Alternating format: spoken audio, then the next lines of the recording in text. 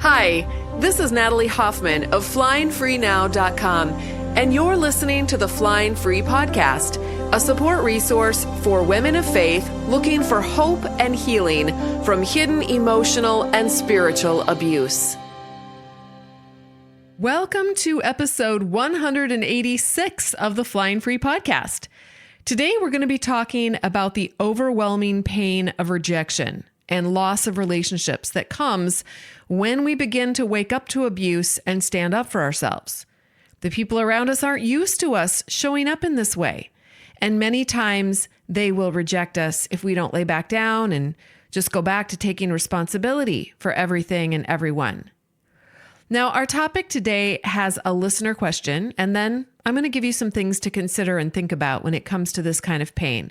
So let's listen to the question first. Hi, Natalie. This is my question. Reckoning with the loss, such a great loss of family and community. It just seems insurmountable. I've been divorced now for 2 years and separated for 7. This came as a shock to me. I had no idea I was in store for losing everything, all of my community. It's almost like standing on a Star Wars ship and as an alien and a visitor on the ship and watching your whole planet blow up, and you're the last survivor. And I really don't know how to do that. By all my counseling, even by you. I mean, we're made for community. God created us for community, for family, for relationships. And when every relationship is destroyed,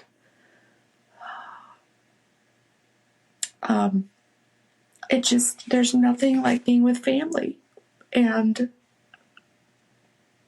as much as I love community with people, friends that are going through the same thing, it's not the same. And I don't know, maybe you could speak to that.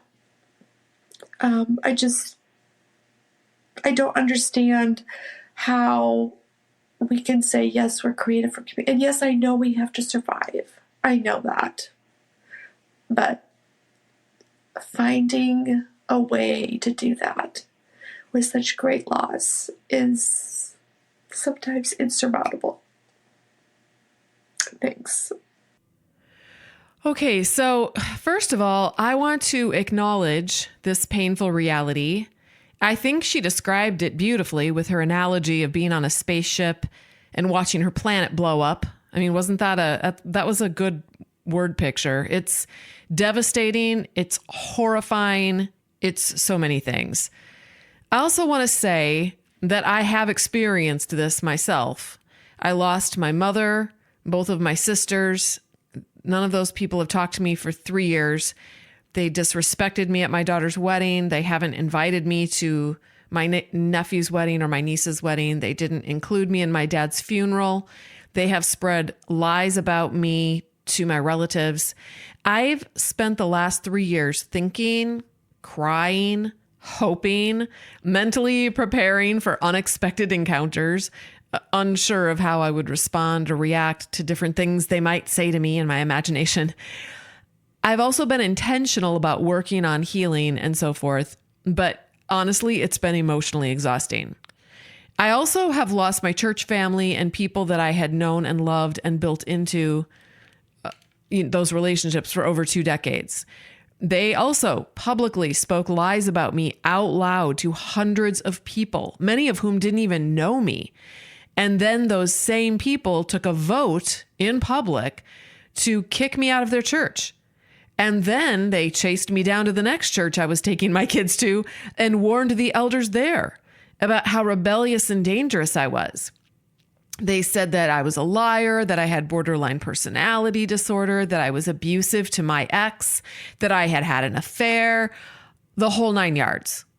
All of these were lies that my ex had told them that they had chosen to believe and spread, in spite of the fact that I had been the one who for years had been begging them at different times for help.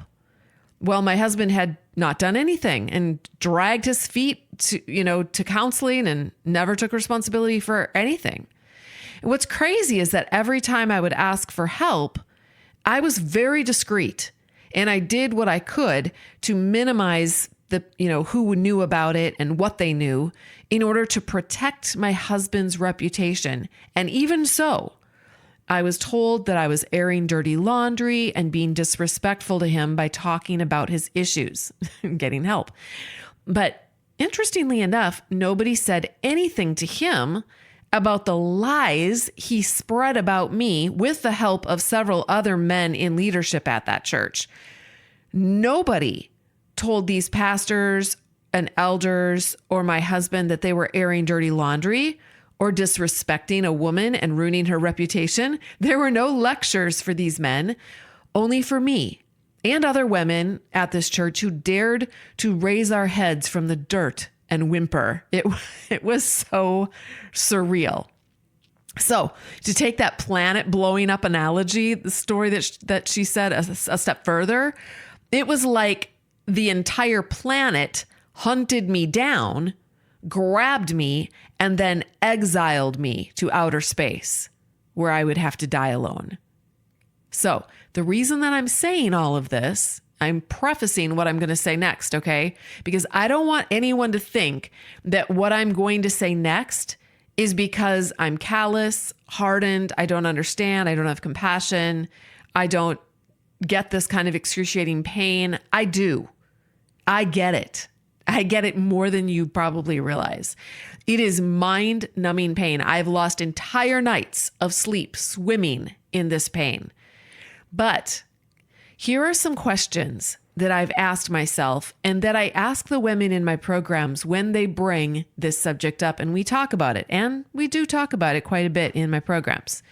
So here's some questions. First of all, why are we choosing to tell the story this way when it causes so much intense pain?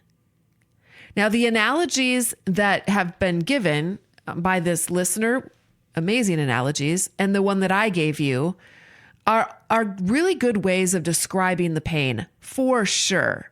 But they are just optional ways of telling the story. They're not true, right? They're analogies. I mean, I've not been hunted down and exiled to outer space, and nobody's blown up a planet, and now we're the last living human being in the world. There are still over 8 billion people on the planet, and we are still living here. So, but we're telling the story that way. And really, we don't have to. It's actually optional. When we make a choice to think about our story in that way, it might be helpful for a little bit in order to communicate the depth of the pain. But ultimately, I think we're creating a lot of extra pain for ourselves that I think is unnecessary. I mean, it's bad enough what happened, right? There is the clean pain of acknowledging the reality of what happened. So what are the facts about what happened, though? Our families and friends don't talk to us anymore. That's it. That's the facts, okay? Now, what we make that mean about ourselves, or what we make that mean about our life and our future, that story is what is going to create how we feel. It's actually going to end up creating our results too. So follow with me here now. When I think the thought, take all these things that happen, okay? When I think the thought, man, those guys are a bunch of asshole losers, haters, cheaters, and liars, which I have thought that. How do I feel in my body? I feel angry and justified in my anger. When I think the thought, I am an unlovable woman and there must be something wrong with me, I feel shame. When I think, I need community desperately and I am never going to have it again. Or if I think the thought, I have no friends and family and I never will, I feel despair in my body. When I think this thought, this problem is insurmountable and cannot be healed, I feel overwhelmed and hopeless. When I think, I don't know how to do this, I feel confused. When I think, I have to understand this, I feel desperate and panicked. Do you see how all of these emotions that I have in my body are created by what I'm choosing to believe about the fact that my family of origin and some people from a church in the Twin Cities of Minnesota voted me out? The most important thing I want you to understand here is that these beliefs and thoughts are creating my emotions in my body, not what happened. What happened was many years ago. But what I'm making it mean today is what creates my feelings and emotions. Okay. Now I can keep all of that if I want to, and I have. I've kept a lot of it.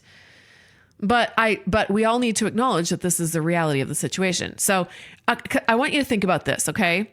Jesus actually went through the exact same things and then some. I mean, so far, nobody's killed you or me, right? When Judas betrayed him, or when Peter denied him, or when the crowds chased him to a cliff and wanted to throw him over, or when his disciples all ran away when he was arrested, or when the Romans were spitting on him and mocking him, did Jesus choose to think, they're a bunch of asshole losers, haters, cheaters, and liars? Or, I'm unlovable and there's something wrong with me? Or, I need community and I'm never going to have it again? Or, this problem is insurmountable and cannot be healed. Or, I don't know how to do this. Or, I have to understand this. Nope. Now, before we talk about what Jesus actually did believe, in spite of all the same things happening to him, let's talk about what our feelings of anger or desperation or confusion or overwhelm or despair or hopelessness, what those feelings are causing us to do in our lives. How are all these emotions that we're creating with our chosen thoughts motivating us to show up for our lives? Because everything we do in our lives is driven by how we feel. Our feelings are the fuel that drive our actions. So when I think they're just a bunch of asshole losers, haters, cheaters, and liars, and I feel angry and justified in my body, what do? How do I show up in my life? I become irritable and distracted. I don't listen very well. I get impatient. I get snippy with my kids. I ruminate. I have a hard time concentrating on my work, helping Christian women heal. I buffer with overeating. Pirate's booty is my snack of choice. Oh, and chips and cheese. I shut down and watch Netflix and scroll Facebook in a desperate effort to think about something else.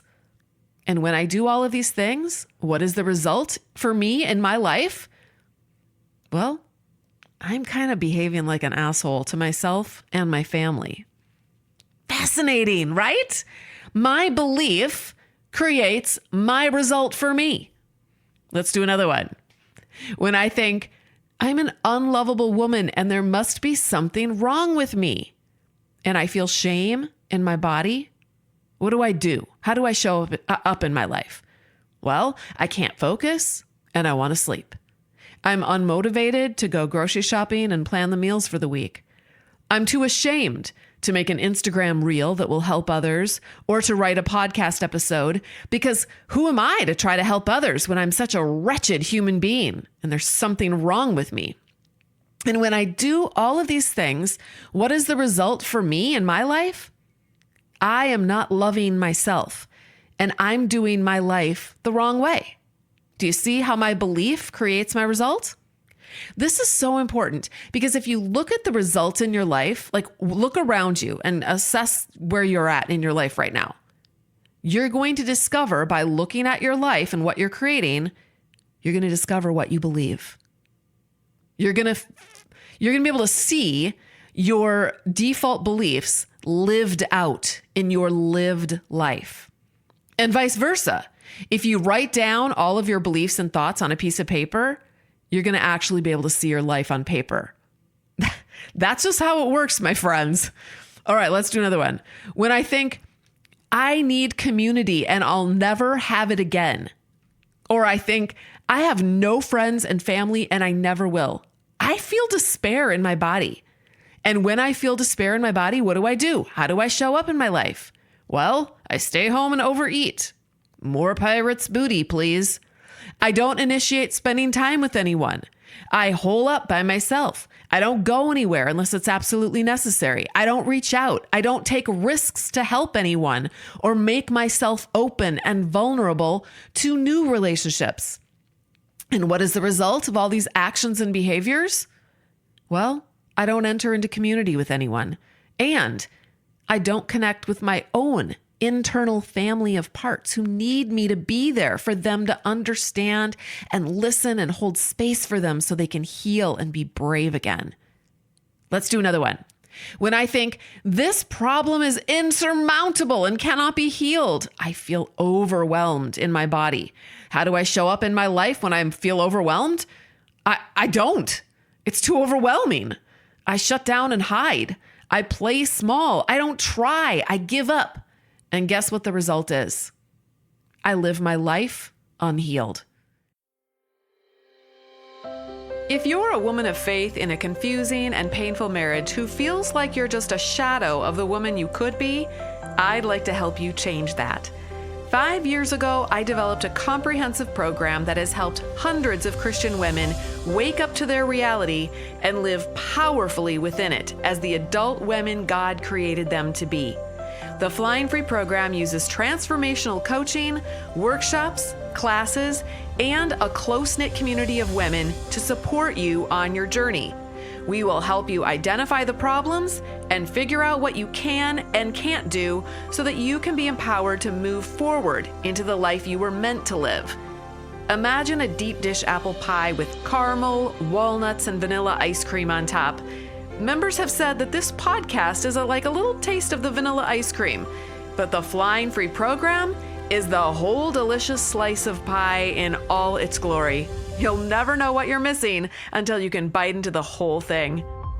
You can get all the details, including reviews, facts, and everything that comes with the program by going to joinflyingfree.com.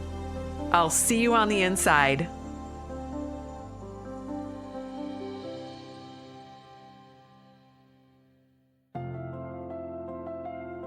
Before I joined Flying Free, I felt all alone, isolated, and powerless in a world where my abuser's version of reality was bought into and accepted by others, and mine was not.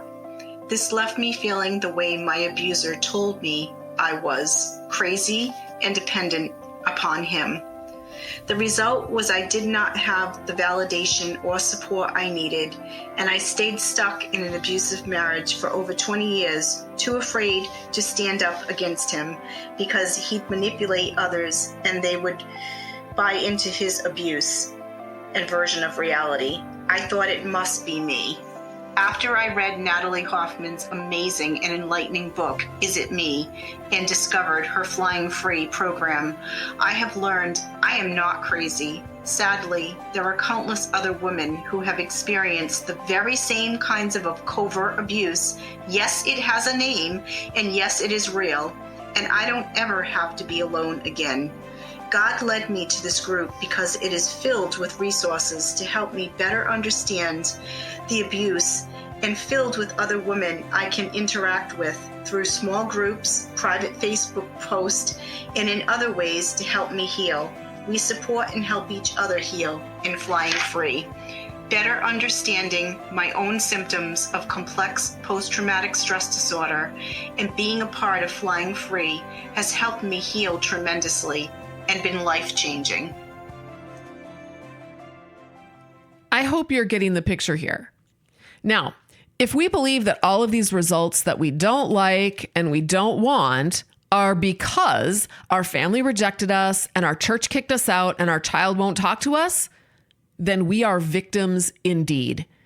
We really don't have any hope at all because our well-being and joy completely depend on whether or not our family and church and child like us. We could try to make them like us by fawning and agreeing with them and apologizing to them for existing and having a human opinion. Or we could decide that if they don't like us, it's the same thing as watching a planet blow up and they are everyone on the planet and it's all over and we might as well just give up. But do you see how both of those responses give our God-given power away to other people and circumstances? Why would we do that? How in the world does that make life better? I mean, seriously, life already sucks because these people did this. Let's just be honest about it, okay? And now we're just going to make it suck even more by resisting this reality or making it mean that our life is meaningless and every person on the planet is just like our ex or our family or our church. This is the difference between clean pain, which we acknowledge because of the hard facts of life, like people dying or betraying us or losing our health or losing a job. Clean pain sucks. But we can learn to process through it, grieve, make friends with it, heal, and move forward in spite of it. Or we can decide to layer onto the clean pain a big, huge helping of dirty pain. The pain that comes from resisting reality, or saying it shouldn't be this way, or saying that life is meaningless now, or deciding that everything will now suck forever and ever. Amen. That is dirty pain. Dirty pain is like a cactus. You can hang on to your cactus if you want to. You can hug it close to your body. You don't have to let your dirty pain go if you don't want to. But it's hurting you. Or you can let go of your cactus and just sit with the clean pain. It still hurts, but not as much. And when you learn how to allow the clean pain, you realize that it actually comes and goes like a wave. You actually can manage it. So, here are some questions that we can ask our brains. I love these questions. And I ask myself these questions on a regular basis. What if you're wrong and you can handle this? What if these people who rejected you aren't assholes, but are simply like small children in big bodies who are projecting their own unhealed trauma and emotional childhood onto you, and it actually has nothing to do with you? What if you are lovable just the way you are and there's nothing wrong with you at all? What if you're a normal human being having a normal human experience? What if community is actually available to you 24/7 within yourself and outside of yourself, and you've never actually been disconnected from it at all? What if there isn't actually a problem here, just an opportunity to learn from and transform through? What if you do know how to do this? What if you're actually doing it right now? What if you don't have to understand it? You only need to accept it and breathe through it. Okay, I said we would come back to talking about how Jesus thought about this same problem, because I'm pretty sure he didn't frame it like this. I'm in a spaceship and the planet just exploded with all my people on it. Think about it though. If anyone on this earth could say that, he might be the one who might actually have that kind of big picture perspective, right? But is that how he viewed his rejection and crucifixion by the people on this earth? No, that's not how he viewed it. And I'm glad he didn't, because if he had, we would not be able to know God the way that we can know him now. So we're going to look at some Bible verses and find out some ways that we're going to just sit in the book of John for a little bit here. And we're going to look at some ways that Jesus thought about his life when some similar things happened. So we'll start with chapter 2. In John chapter 2, Jesus is doing some miracles and some people really like it. But then it says in verse 24, you know what it says? It says, but Jesus didn't trust them because he knew all about people. No one needed to tell him about human nature, for he knew what was in each person's heart. Interesting, huh? So his thought was something along the lines of, I love these people and I will help them, but I will not trust them. I know human nature and I know they are fickle, but my love for them is not dependent on my being able to trust them. I trust me and I will love them. I will not trust them. All right, now let's go to John chapter 5. In this chapter, some of the religious rulers are withholding their approval from Jesus. Sound familiar? In John 5:22, he says to the religious rulers, actually, I think this is verse 41, your approval means nothing to me because I know you don't have God's love within you. So his thought was something along the lines of, I do not need the approval of men who do not know me or have God's love in them. In John chapter 6, his disciples were whining and complaining. And then it says this, at this point, many of his disciples turned away and deserted him. These aren't the 12. These are just other disciples. Okay. And then in verse 67, it says, then Jesus turned to the 12 and asked, are you also going to leave? So here, his thought is some version of, these people are free to leave whenever they wish. I will not force them to stay with me. I want them to be free to make their own choice. In John chapter 7, Jesus says to a crowd of people, you are trying to kill me. And the crowd replied, you're demon possessed. Who's trying to kill you? Basically gaslighting him, right? And Jesus said, why should you be angry with me for healing a man on the Sabbath? Look beneath the surface so you can judge correctly. So his thought here is something along the lines of, these men are angry and trying to kill me because they are not aligned with God and are not able to love. But I am aligned with God and I love this man and I will heal him regardless of what day of the week it is. It's okay if people are mad at me for that. I'm still going to be me and I'm still going to do what I'm here to do. In John chapter 8, the people retorted, you Samaritan devil, didn't we say all along that you were possessed by a demon? No, Jesus said, I have no demon in me, for I honor my Father, and you dishonor me. So his thought here is something along the lines of, I will honor my Father. These people believe that to honor God means I'm possessed, so I'll point that out to them and then just let them believe as they wish. In John 16, it says this, Jesus says this, the time is coming when those who kill you, he's talking to the disciples, will think that they're doing a holy service for God. This is because they have never known the Father or me. Now, in this verse, we see that Jesus is trying to pass along his thoughts to his disciples.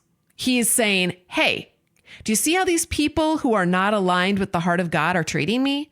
They're going to do the same thing to you. And they are 100% going to believe that they're doing God a favor.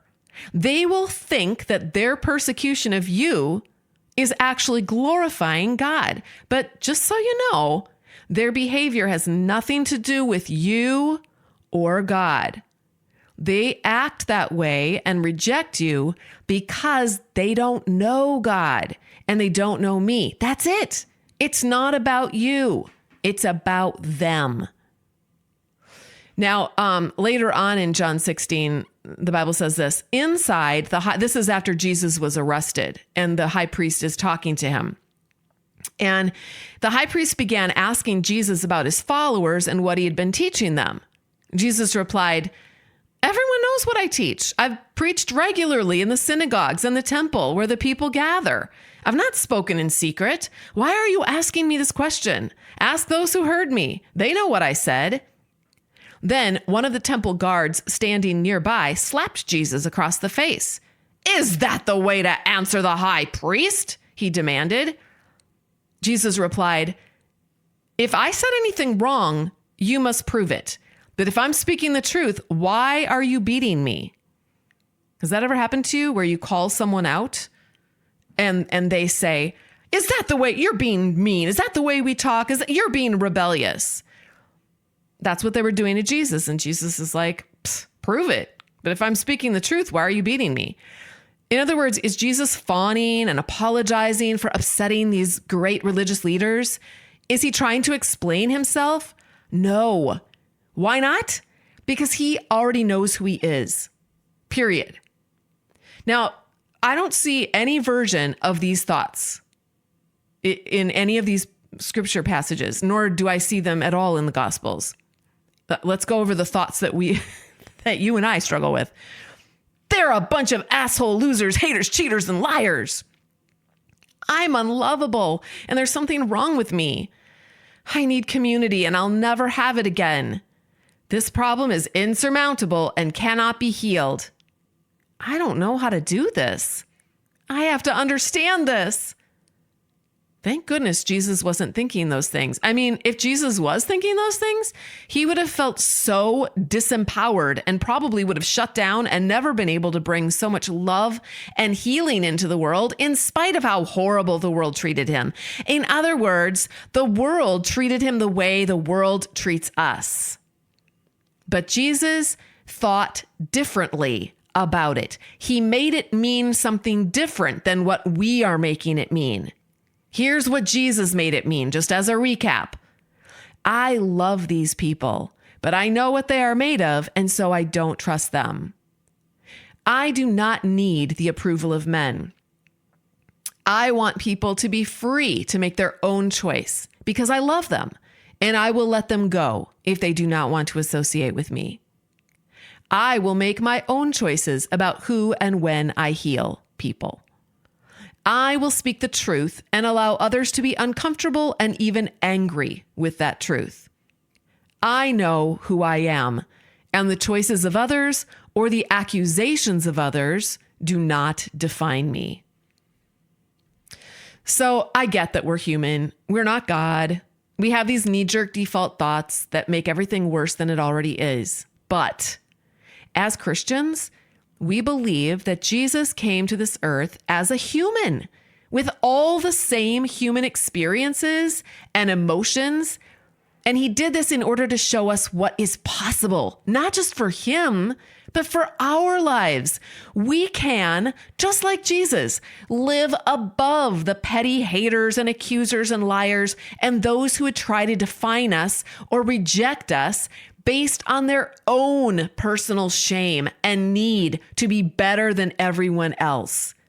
We can live into our own identity in spite of how others choose to identify us and pretend things about who we are. True Christianity is when we is not what it looks like in the United States today, where I'm from. Okay. That is not true Christianity.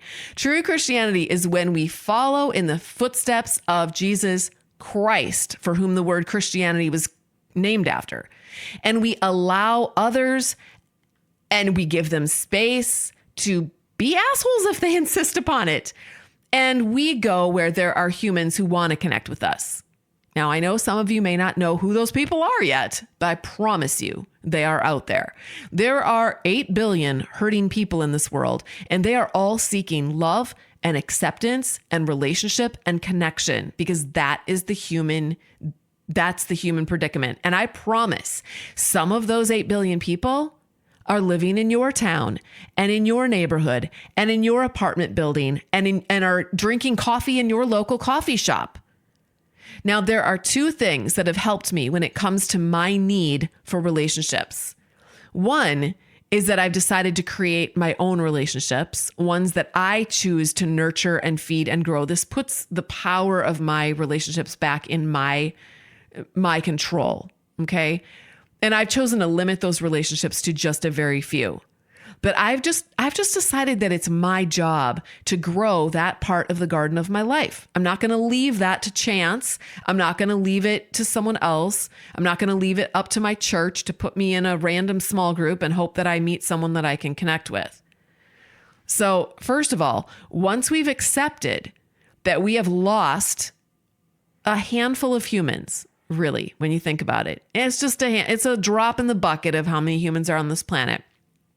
Once we've accepted that we've lost a few of them when we woke up to abuse and took a stand, which is actually very common and to be expected, we then decide when and who to allow into our lives from now on. Okay? That's the first thing. Secondly, I decided that the most important relationship for me to work on is not my relationship with other people.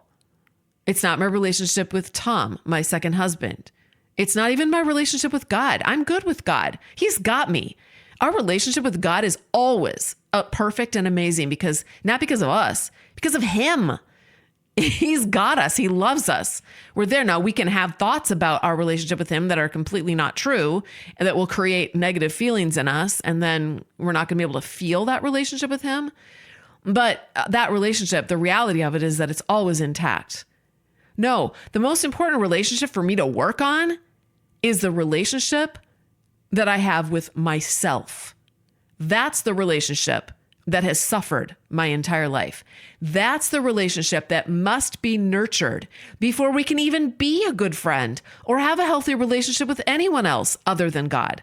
God, we have that relationship with God, and it's always amazing because, again, it has nothing to do with us and our shame or anything. Now, when everyone began backing away from me because I was taking a stand against the abuse in my life, I decided that I was going to make friends with a woman. Her name was Natalie. I took her out to eat. I took her to a chiropractor. I took her to a massage therapist. I bought her favorite treat when I went grocery shopping. I bought her a birthday present and a Christmas present. I made her birthday special. I exercised and took walks and ate healthier.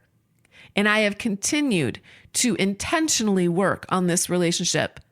Even more recently, I have been getting to know myself even better by doing some internal family systems work with an IFS coach. IFS is a way of thinking about yourself that includes getting to know all of the different parts that live inside of you. So, for example, I have this little nervous part that tries to keep me safe from taking risks. I also have this little girl part that hides from conflict, and she's terrified of disapproval. But as I get to know all these different parts and hear what they have to say and offer them compassion and love, I become less triggered. I become more emotionally stable and confident. I'm able to bounce back when bad things happen. My boundaries have become more clearer and healthier, and I am a better mother. I'm a better wife. I'm a better friend.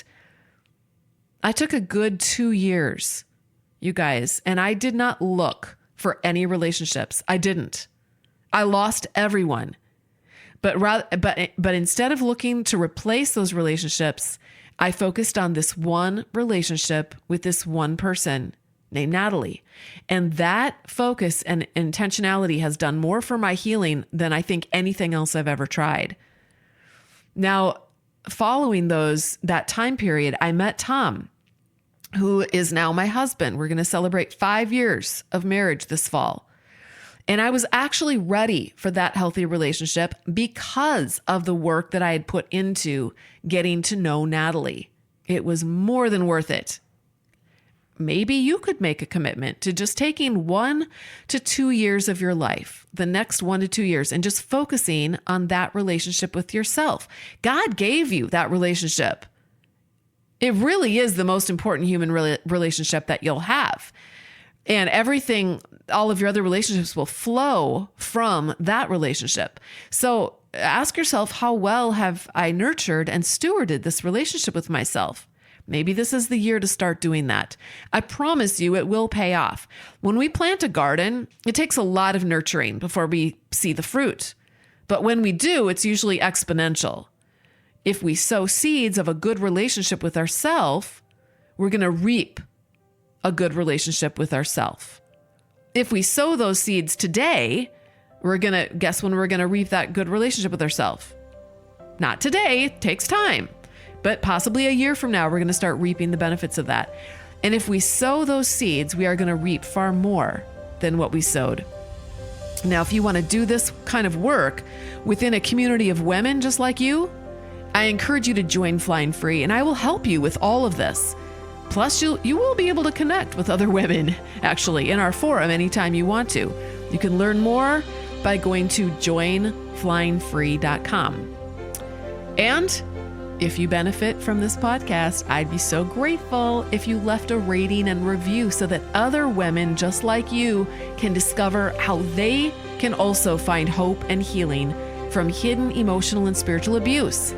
Thank you in advance for helping us spread this podcast in that way. That's all I have for you today. Until next time, fly free.